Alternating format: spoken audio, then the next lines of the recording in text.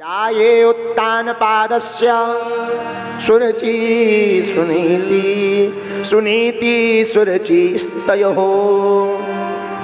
सुरचि प्रेयसी पत्यो नेतरा यत्सुतो ध्रुवः। आहा, मनु महाराज की संतानों का वर्णन। 5 संतानें, 3 बेटी, आकुति, देवहूति, प्रसूति, 2 पुत्र। बोले कौन कौन? प्रियव्रत और उत्तानपाद। अच्छा, बल्कि वर्णन आना चाहिए प्रियव्रत जी का, लेकिन वर्णन आ रहा उत्तानपाद का। बोले उत्तानपाद का क्यों? बड़े तो प्रियव्रत है, पर उत्तानपाद का वर्णन भागवताकार ने क्यों किया? एक संत बड़े अच्छा मत बताते हैं इस पर। बोले सुनो, आयु में भले ही कोई कितना बड़ा हो, पर भगवत भजन में जो बड़ा होता है उसी को इस संसार में श्रेष्ठ माना जाता है। आयु से बड़ा थोड़ी कुछ होता है। भगवान के भजन में जो बड़ा हो। आयु में तो कई लोग ऐसे हैं जो उनकी सफेद दाढ़ी हो गई पर सीताराम नहीं कहा जिंदगी भर, और कई लोग ऐसे छोटे छोटे बच्चे से बढ़िया तिलक लगाते सीताराम गाते हैं। तो जो सफेद दाढ़ी वालों की पहचान नहीं है, वो छोटे से बच्चे की पूरी दुनिया में पहचान होती है। तो बोले पहचान उम्र से नहीं, गुण से होती है। गुण के ग्राहक सहस्नत। गुण के हजारों ग्राहक होते हैं। इसलिए मेरे साधुओं, श्रीमद् भागवताकार भी भागवत में प्रसंग तो उठा रहे, पर प्रियव्रत की जगह उत्तानपाद का। उत्तानपाद कौन है? मनु महाराज के 2 पुत्र, एक प्रियव्रत एक उत्तानपाद। उत्तानपाद का अर्थ क्या हुआ? उत ऊर्ध्व पादौ यस्य सा उत्तानपादः। आहा, हम आप सभी उत्तानपाद हैं। बोलो सीताराम।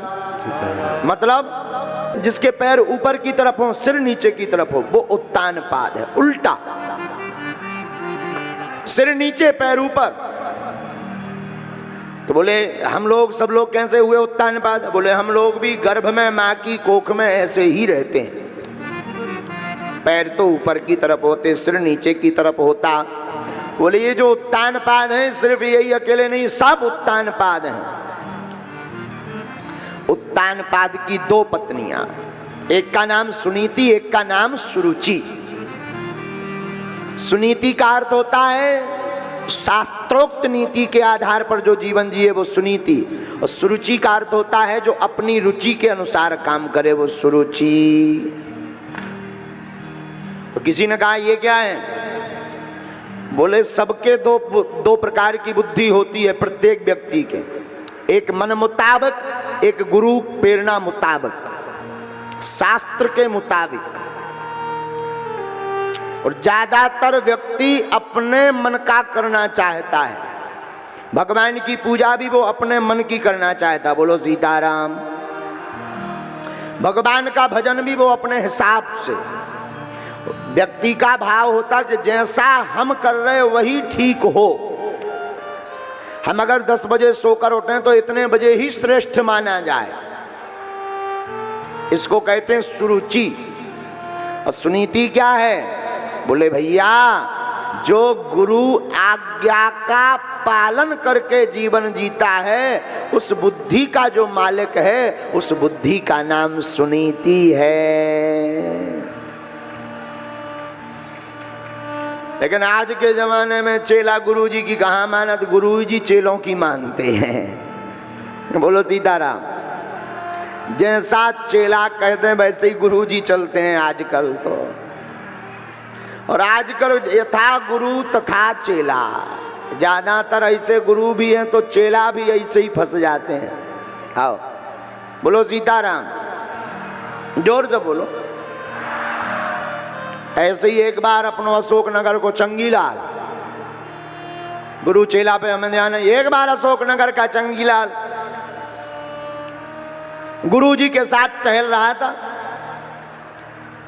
टहलते टहलते मकान में गया तो वहां पर पानी का जो नल लगा हुआ था, उसने पानी का नल खोला तो पानी गिरने लगा। बोला गुरुजी एक बात बताओ, ये पानी कहाँ से आता है? बोले नदी से। इतना मूर्ख आदमी। बोले वाह, गुरुजी नदी चलो। गुरुजी बेचारे सीधे साधे नदी चले गए। ये गया सो नदी में धक्का दे करके भाग कर वापस आ गए। यहाँ बाकी मित्रों ने पूछा गुरुजी कहाँ हैं? बोले हैं तो नदी में, पर नल खोलो, अभी गुरुजी नदी से आ रहे होंगे पाइप के द्वारा। क्योंकि पानी भी नदी से आता है तो गुरुजी भी आ रहे होंगे। बोलो सीताराम, जोर से बोलो। कई लोग ऐसे चेला भी होते हैं, आहा हा। लेकिन धन्य है सुनीति। सुनीति है बुद्धिमानी, सुरुचि है मनमानी। सुनीति के एक पुत्र था जिनका नाम था श्री ध्रुव महाराज। बोलो ध्रुव जी महाराज की। एक बार ध्रुव जी खेलते खेलते अपनी सौतेली माँ के भवन में चले गए, जहाँ राजा उत्तानपाद रहते थे। क्योंकि बड़ी रानी को, सुनीति को, ध्रुव की माँ को राजा ने अलग रख रखा था। छोटी रानी से राजा बड़ा प्रेम करते थे, तो छोटी रानी को अपने भवन में रख रहा था। आहा हा। एक बार राजा के भवन में श्री ध्रुव जी महाराज खेलने के लिए गए, और खेलने के लिए गए तो पिता की गोद में बैठ गए, गद्दी पर बैठ गए। सौतेली मां को देखा नहीं गया, हाथ पकड़ लिया, इधर आओ, नीचे उतरो, तुम इस गोद में बैठने का अधिकारी नहीं हो बेटा। तुझे अभी भी अपने पिता की इस गद्दी गोद में बैठने का भाव है, तू एक काम कर, भगवान का भजन कर। भगवान कहेंगे वरदान मांगो, तो तुम कहना हे प्रभु हमें वरदान देना ही है तो हमारी सौतेली माँ की कोख से हमें जन्म दे दो, क्योंकि इस राजगद्दी पर बैठने का अधिकारी हमारी ही कोख का कोई संतान हो गई। नन्हे से ध्रुव जी 5 वर्ष के बालक कुछ नहीं बोला, कुछ नहीं बोले, वापस आ गए रोते रोते रोते। माता जी ने पूछा क्या हुआ? कुछ बोल पाते तब तक गला भर गया, आंखें डबडबा गईं, खूब जोर जोर से फवक फवक करके रोने लगे। साथ के सहपाठियों ने ध्रुव जी की पूरी वह बात को बता दिया।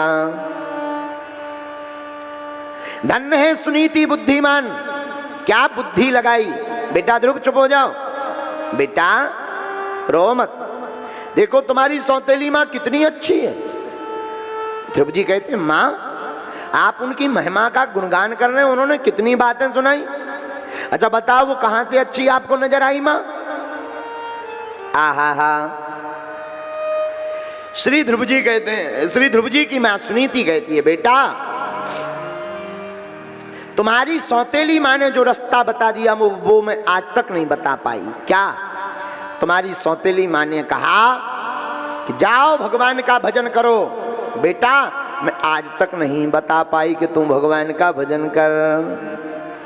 ध्रुव जी के दिमाग में चोट लग गई। कई लोग हमसे कहते महाराज जी बार बार कथा सुनने की क्या जरूरत है, एक बार कथा सुन लो मुक्त हो जाओ। भैया बार बार भोजन करने की क्या जरूरत है, एक बार खाओ फ्री हो जाओ। हम कहते इकट्ठा खा लो, पर क्या ऐसा चल पाएगा? जवाब दो हाँ जी या ना जी।